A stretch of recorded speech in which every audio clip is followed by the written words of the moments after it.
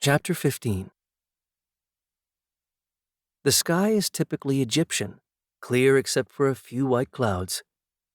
It's the first week in the month of Pakans in the season of harvest, and during this season, each day is warmer than the last.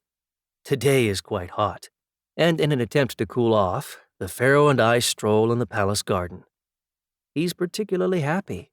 He's finished writing the new laws he's been working on since we left Menfi. We walk over to the lotus pool, sit on pillows under the sycamore tree, our favorite spot, and watch two ibises preening themselves at the water's edge. He lies back, folds his left arm under his head, and with his right hand points at the sky. "Look, Rappahamen, doesn't that cloud look like a cat?" "It does!" We play at spotting figures in the clouds till the pharaoh sits up and looks intently in my eyes. "Rappahamen," he says, "I have seen how sad you become at the sight of a leopard skin. That has been a thorn in my heart. I will decree that Egypt will no longer deal in such goods." I'm so overcome I can't speak, but I think he sees in my eyes the gratitude I can't express in words. "Our high priest will approve of the new decree," he continues, "but the rest of the priesthood will not. A priest wears a leopard skin on special occasions and when he officiates at the altar, a tradition whose beginning is lost in time." He's silent for a while, and we watch the ibises again. "The vizier will no longer be the mayor of Waset," he adds. "He will continue to be a member of the Great Kenbet, but not Chief Justice. He will share that position with two other judges. I'm relieved the vizier won't return from Tanter for a few days yet. I'm not looking forward to seeing his ugly face become even uglier when he learns he has lost more of his power."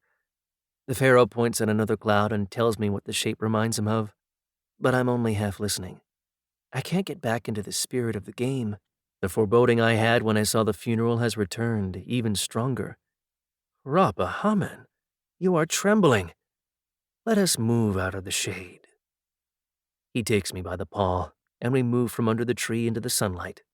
My fur quickly warms up, but not even the rays of Ra can warm the cold hand that's holding my heart in its fist. It isn't till a few days after the vizier's return from Tanter that our paths cross. Instead of his usual dirty look, he gives me a smile, but it's a sinister smile, and its effect on me is worse than all the dirty looks he's ever given me. "You think you are something special," the smile says, "but you are nothing but a freak. You think I do not know you have been pouring poison in the pharaoh's ear to turn him against me? I hold you responsible for all that has happened. You will wish you drowned in the marshes." I'd like to tell the smiling, dried-up old fig that the curtailing of his power had nothing to do with me, that I never said anything to the pharaoh about his hating me or being responsible for my nearly drowning. I'd also like to tell him I love the pharaoh too much to have him worry about me, but he wouldn't believe a word of it. By now the only words he believes are those that jealousy whispers in his ear. So I just smile back at him and continue walking, turning my head just enough to make sure my back is safe. It's the last week in the month of Pakans. Today, Egypt celebrates the Festival of the Harvest, giving thanks to Min, the god of fertility. He's been very generous this year. The fields abound with crops, so there's much to be thankful for. The statue of Min, a man with a prominent erect phallus, he is after all the fertility god, has been taken out of its shrine and is being carried through the streets of Waset to the fields. The procession of priests is led by the pharaoh and the high priest, and followed by people from Waset and surrounding villages. I can't be with the pharaoh while he's performing his duties, so I walk with the people. I enjoy eavesdropping on their conversations, hearing them exchange greetings with relatives and friends, and listening to the embarrassed parents trying to explain Min's genitalia to their snickering children. But most of all, I enjoy the feeling of belonging. When we reach the fields, we stop on the edge of a wheat field in front of a platform erected for the occasion. The priests carry the statue of Min up the steps to the middle. The pharaoh climbs the platform, walks up to the statue and, himself a god, bows to the god. He then lights the 3 incense burners set around the statue. Suddenly, the pharaoh is enveloped in smoke.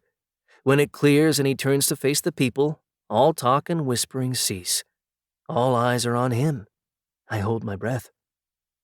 The double crown of Egypt on his head appears to glow, and his long white dress seems luminescent, as if he's been transfigured. The whites of his eyes are brighter now, and gold speckles dance in his pupils like sparks. His arms are folded over his chest. In his right hand he holds the flail, in his left the crook, the symbols of his power. He gives them to the high priest, and with his right hand takes the sickle offered to him by one of the young priests. He slowly descends the steps and walks alone into the wheat field. Leaning forward, he grasps a stalk of wheat and, with one swift motion of the sickle, severs it from the earth. He holds it high in the air for the people to see, and they cheer. He walks back to the platform, up the steps, and leaves the first of the harvest wheat at the feet of the god. The musicians who have been waiting for just this moment start playing, and the people respond to the music with singing and dancing. The pharaoh steps down from the platform to join the high priest and me. But there's more to see. The young priest and a young priestess, both dressed in flowing transparent robes, climb onto the platform and disrobe. Next, they lie down and embrace. I'm too shy to report what they do next. I'm used to seeing cats doing it, but humans are another matter. The high priest, sensing my uneasiness, explains. An act of mating is part of the fertility rite, Rapa-Hamen. It will ensure next year's harvest. When the ritual mating is over, each of 4 sparrows is released from a small cage at a corner of the platform to fly in one of the 4 directions. The ceremony is ended, and the crowd disperses. But the people aren't leaving empty-handed. They carry food and jars of beer, which the royal house distributes freely to the participants in a festival. The pharaoh, the royal retinue, and I leave the field and return to the palace, where the festivities continue. Much food and drink is consumed, a lot of it by yours truly. When the banquet is well underway and the guests quite full and drunk, the pharaoh stands up and addresses them. I am weary and must retire, but it is my will that all of you stay and continue the celebrations. I get up and join the pharaoh. It's been a long, happy, but exhausting day, and we both look forward to a good night's sleep. As we're leaving, I meet the gaze of the vizier, who gives me another of his smiles. The cold hand that's been holding my heart tightens. The chill returns. We've both had a lot to drink. The pharaoh falters, and I'm unsteady on my hind legs. As soon as we enter the bedchamber, the keeper of the crown also enters to help the pharaoh remove it from his head. And as they do every night, servants come in to remove the jewelry that's part of his royal attire, and to undress him and prepare him for bed. Today, of course, he wore even more jewelry than usual, so the servants take a long time to remove all of it. Before they can perform the rest of their duties, he tells them, I am very tired. Leave us. He sends his sandals flying with 2 kicks and throws himself on the bed still wearing his long white dress. I wait till he's snoring lightly, which to me always sounds like purring, before I utter the words I'm too embarrassed to say when he's awake. Pharaoh Matba, I love you. As I curl up, I hear his sleepy voice answer, Me too. I'm jolted awake. The room is very dark. It can't still be night because I've slept for many hours, but it can't be morning because it's too dark. I get out of bed and look up at the clear-story window. The stars and the moon have disappeared, and I see red lightning crisscross the black canvas that's now the sky. A clap of thunder follows, making the walls of the palace shake. The rumble, like the roar of a wounded lion, dies slowly. How can this be? There are never any storms during this season. One flash of lightning follows another. Red becomes yellow, yellow becomes green. The room brightens, then darkens, as if someone were lighting and extinguishing an oil lamp. After each flash of lightning comes another roar of thunder. I fear the palace will crumble. It's raining, a rain I've never seen before. It comes through the window onto the floor, drops as big as beans, as white as alabaster, as cold and hard as stone. In my mind's eye, I see the trees in the garden bend to the ground from the force of the wind, and the water in the pools swirl like a child's top gone out of control. What magic are the gods employing, and why? The pharaoh, how can he sleep through this? I turn toward the bed. There's another flash of lightning, pure white this time. The pharaoh's dress clings to him like a shroud. His face, like this strange rain, is the color of alabaster. The vision lasts only a moment before darkness returns. My eyes may have deceived me. I reach over and touch the pharaoh's face. There's another roar of thunder. Then I do something I haven't done in a long time. I meow. I meow as loud as the thunder. I meow till the cold hand that's been squeezing my heart breaks it. My God is dead. The vizier enters, followed by the guards. He's pointing at me and screaming, but I'm too confused, too numb to understand what he's saying. He comes over to the bed, stands right next to me, and takes me by the scruff of my neck. I have you now, he yells. The guards put a rope around my forepaws and drag me outside, the rope cutting into my flesh. The rain is just rain now. The wind slaps it across my face.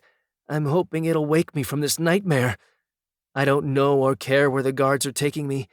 All I know is my pharaoh is dead. We stop in front of a small building. One of the guards opens its massive door and pushes me in. I fall to the ground and hear the door being closed and bolted. It's dark in here. I'm alone and scared. Scared to be living in a world without the pharaoh. I grip the iron medallion hanging from the neck, the only thing that now links me to him. He gave it to me on New Year's Day, and in another few months, we would have been together for a year. The moments I spent with the pharaoh pass before my eyes in quick succession. Some are mere blurs, but others are as clear and vivid as if they were taking place right now.